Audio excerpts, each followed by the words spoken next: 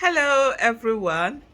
I don't know whether you've seen Peter Obi's statement on the whole Dubai thing and the number of delegates that Nigeria took to Dubai.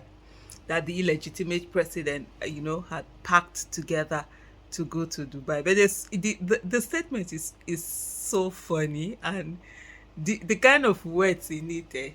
Peter Obi is the kind of person that will first of all yab you, and it will take you time to understand that you will be yabbed.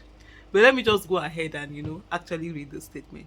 It says, in a twist of sad irony, let me congratulate the giant of Africa, Nigeria, for matching the great China with the same number of contingents at the ongoing COP28 in Dubai, United Arab Emirates.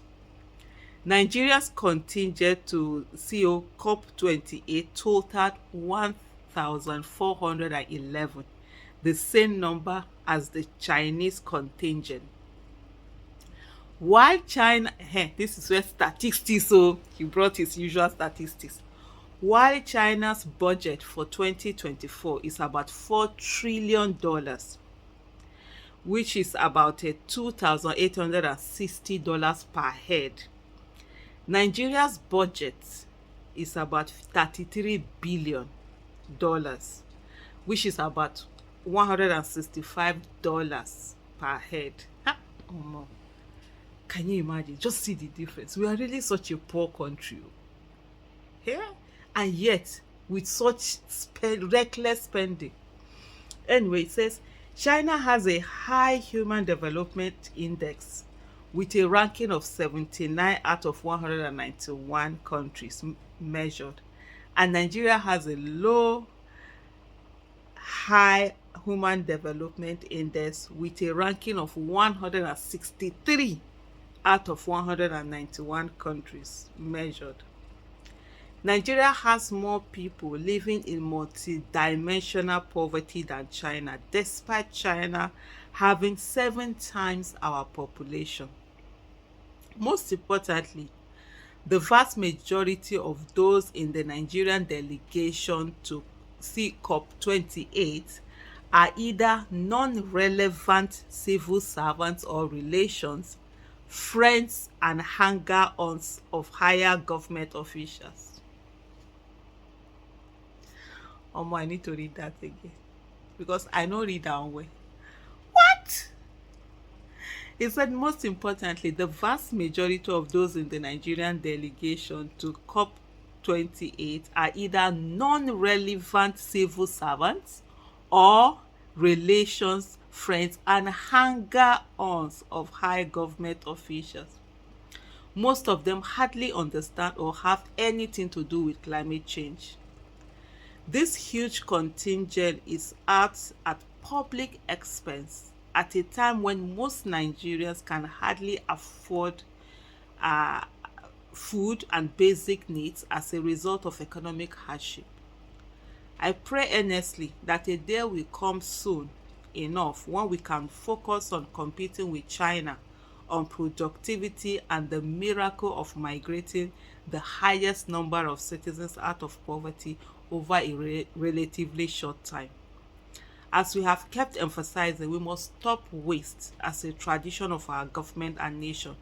We urgently need to cut the cost of governance and invest in production.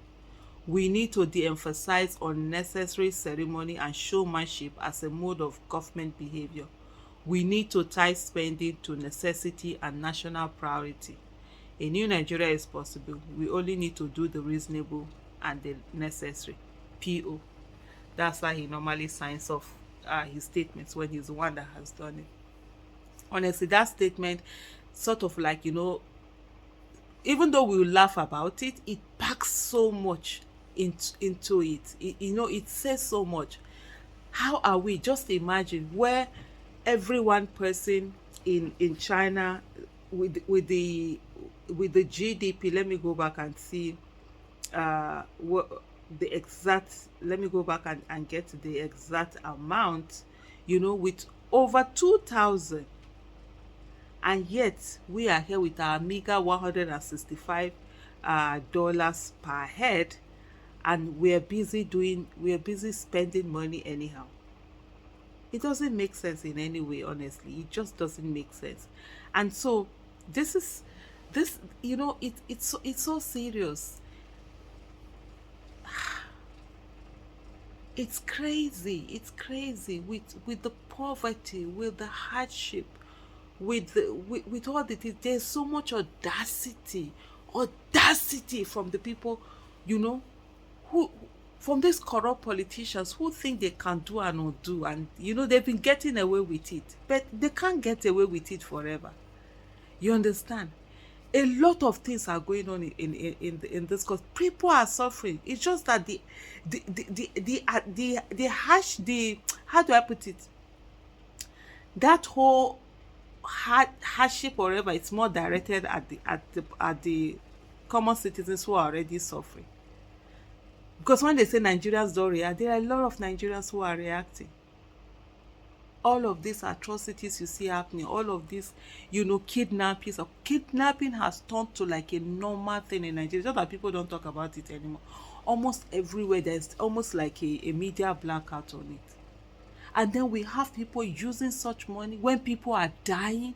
People are literally dying because of hunger, because of lack of good roads, lack of electricity, lack of good medical healthcare system, and all of that. And yet we have people who are just, just gallivanting up and down, just spending money. How do you carry 1,411 people to Dubai? How? Then there's another one, some organizations, some parastatals that are both in Abuja, their offices are both in Abuja. They went all the way to Dubai to go and be doing some signs. I'm going to do a separate video on that one. It's just so crazy. It's just so crazy with all the things that are going on in our country, with all the hardship that is going on. You see people literally, people can't feed, people can't do things. People are just falling down. See the frustration. There was this thing that was shown, which day is it? There's this video where some people were just hitting their cars in, they see somewhere in Lagos, just destroying their cars. People are frustrated and they're taking out their frustration on their fellow citizens. Meanwhile, the people who have put so much hardship on Nigerians, they are there gallivanting and just doing whatever they want to do because they feel that they own everywhere. Carrying non-relevant civil servants, friends, family, relations, and all of that. Tinubu is there. I think the impostor Tinubu has about 2 family members, 2 of his children or something like that. All sorts of people just being there on the list because it's there. It's there to be. Of what relevance is that their trip to the nation? Absolutely nothing.